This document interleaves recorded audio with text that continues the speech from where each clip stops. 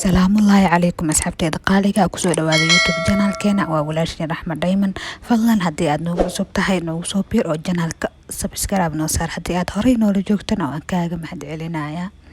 hadduu Allah raali ka noqdo maanta waxaan idinla wadaagi doonaa mowduuc ku saabsan cuntooyin ay tahay hooyada in ay iska ilaaliso 3 bil ee ugu horeysa ee uurka waxaan ku soo koobi doonaa hadduu Allah yiraahdo 5 cunto oo ay qasab tahay hooyada bilaha hore ee uurka inay iska yareyso gaar ahaan cuntooyinkaas qaar ka mid ah inta ay uurka leedahay oo idil uma wanaagsano xilliga 3 bil ay ugu sii horeyso oo hooyada ay walaac tahay ee la laboonayso oo ay matag zaid ay leedahay ma ku sii jirto waa inay iska joojiso cuntooyinkan aan idinla wadaagi doono insha Allah cuntada koowaad ee ugu horeyso waxa ay tahay cuntooyinka waxyaabaha dufanka leh lagu kariyo sida sambuuska burka waxyaabahaas oo la shiilo oo lagu shiilo saliida hooyooyinka waxay u keenaan laabjeex zaid ah waana in ay iska ilaaliso oo ay ka fogaato caafimaad ahaan uma wanaagsano way hadii hooyada gaas ay qabtay way ku kicinayaan xilliga uurkana kuma sii jirto soo cuntooyinkaas oo lagu shiilo saliida uma wanaagsano hooyada inay isticmaasho 3 bil ee ugu horeysa ee uurka cuntada labaad oo aan u wanaagsaneyn waxa ay tahay cuntooyinka kuleelka leh sida basbaaska oo kale cuntada hadii ay leedahay oo lagu daro iyadana waxay u keentaa laabjeex sidoo kale gaas hadii ay qabtayna way ku kicinaysaa soo hooyada uma wanaagsano cuntooyinka basbaaska leh cuntooyinkan oo basbaaska lagu daraayo kaliya 3 bil ugu horeysa maaha laakiin hooyada inta ay uurka leedahay oo idil uma fiicno soo waa inay hooyada ay ka fogaato cuntooyinka basbaaska lagu daray ama basbaas oo idil inay iska ilaaliso 3 bil ee ugu horeysa ee uurka cuntada saddexaad oo ay iska ilaalinayso waxay tahay oo laabjeex u keenay hooyada hadii ay gaas qabtana ku kicinayo cuntooyinka qamiirka zaidka leh hadii qamiir zaid ah cuntada hooyada ay isticmaasho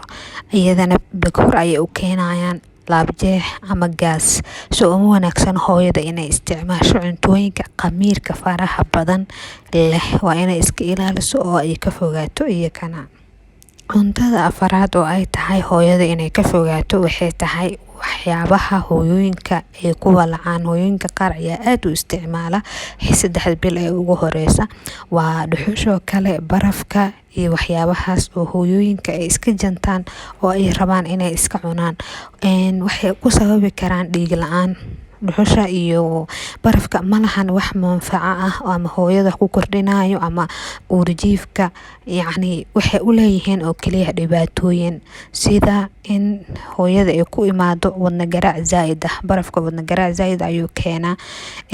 sidoo kale caafimaad ahaan uma wanaagsana dhibaatooyinka ay keeni karaan waxyaabahan barafka dhuxusha carrada hooyooyinka qaar cuna ayaa jira soo dhibaatooyinka ay keeni karaan waxaa kamid ah dhiig la'aan hooyada inay dhiig yaris ku aragto sidoo kale miisaanka oo dhalaanka maadaama baraf zaid ay cabayso in ayadana miisaankiisa uu zaid u kordho sidoo kale miisaanka dhalaankan inuu kori waayo hooyada markasta oo ay dhuxul cunto ama baraf cunto nafaqada jirkeeda ayaa sii dhamaanaysa oo sii baaba'aysa soo korinsho fiican ma helayo dhalaanka sidoo kale 3 bil ugu horeysa waxa sameysmaya qaab dhismeedka oo uurjiifka muuqaal ahaantiisa soo ayadana saameyn ay ku yeelanaysaa waxa wanaagsan hooyada intay kuwaas isticmaal lahayd bedelkeeda inay qaadato fitamiino hooyada mar walba fitamiino ay qaadato oo dhiiga HB-ga uu normal soo noqdo waxa ay ka fogaanaysaa isticmaalida waxyaabahan soo uma wanaagsano waa inay hooyada ka taxadartaa waxyaabahaas barafka iyo dhuxushaba qodobka shanaad ama cuntada shanaad ee ugu dambeysa waxay tahay hooyada inay u fiirsato 3 bil ugu horeysa xilliga walaca cuntooyinka dhibaya tusaale ahaan waxaa dhici karta hooyada cuntadii la kariyay inay u fiican tahay laakiin wax ku dhex jiro cuntadaas uu dhibayo sida basasha oo kale badanaa hooyooyinka waxay dhibsadaan cuntooyinka lagu shiilo ama lagu kariyo basasha soo inay hooyada ogaato maxaa dhibaya